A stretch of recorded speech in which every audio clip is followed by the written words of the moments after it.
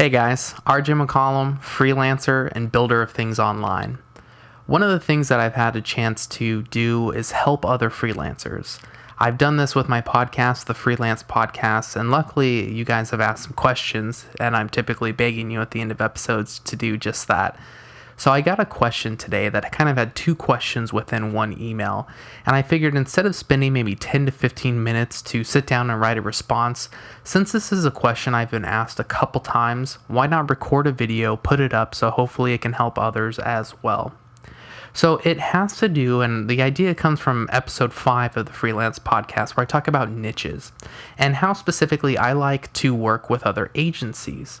So what I'm going to do is the questions are kind of as follows here. So this person wrote in and they said, my question is, what are these agencies? How plentiful are they? How do you work for them? Are they all design agencies or are there development agency as well? And do agencies that don't aggressively advertise, do they hire contract freelancers? And so here's my answer to those questions. I'm going to start with the latter one, actually. So they ask, they tell about a company that they've heard of, and they ask, do agencies that don't aggressively advertise, do they also hire and contract out freelancers? And the answer to that is yes. I don't work with a single agency that I would imagine any of you guys have heard of before. And that's great. That's actually the way that I like it, because I have relationships with probably 4 to 6 agencies currently that are sending me work on a regular basis. Now, some of these agencies, they send me a project maybe once every other month. Some of these agencies, I do all of their development work for, so I'm getting multiple projects per month. And one thing that as a freelancer, especially if you don't have a team built around you, that's really important is to make sure that you know what your capacity is, know what you can and what you can't handle. And for me, I like working with these other smaller agencies as opposed to going to bigger agencies. One, because they're easier to approach, and two, because they actually may benefit from contracting work out to you.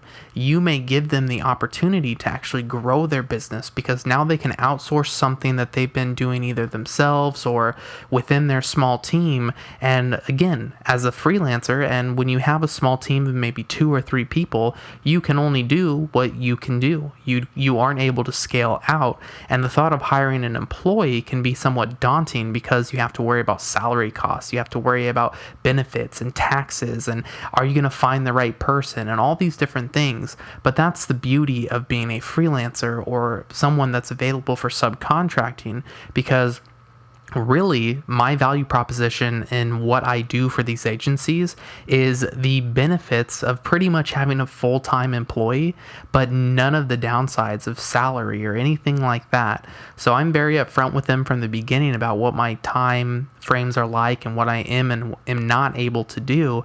And that's allowed me to build these relationships that have really kind of kept me as a freelancer afloat. So when it comes to dealing with agencies, don't go for, the popular agencies or the big agencies that are doing tens of thousands of dollars of projects. Go for, just look in your area. I would say outside of maybe 2 or 3 people that I work with on a regular basis, all of them are local to me in terms of being within my state. So they're maybe in my exact same city, or they're only a couple hours away. And I've had the opportunity to meet with them in person, which only strengthens that relationship. So I would definitely recommend doing maybe like a Google search for web design, web development. You're going to be looking, or you should be looking for a creative agency. Somebody that doesn't just do design or just do development. You kind of want to find somebody, knowing your own skill set, you want to know how you can bring value to their business. Maybe it's by offering a new service. Maybe it's just by helping them with the workload that they have right then and there. So again, just a real quick recap of the questions and my answers.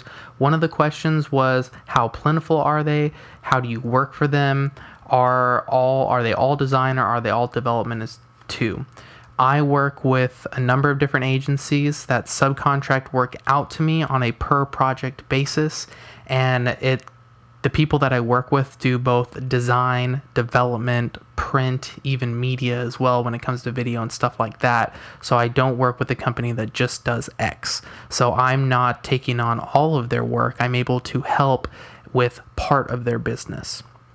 And the last question was, are there lots of agencies out there who don't aggressively advertise but do hire contract freelancers?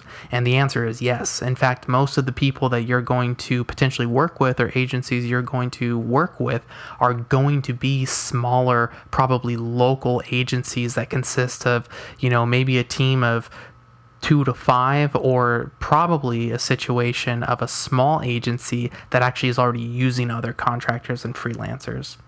So agencies are a great sales funnel to focus on as a freelancer because they do all of the selling, project management, client, education and stuff like that, and you get to focus on what it is that you like to do best, in my case, development.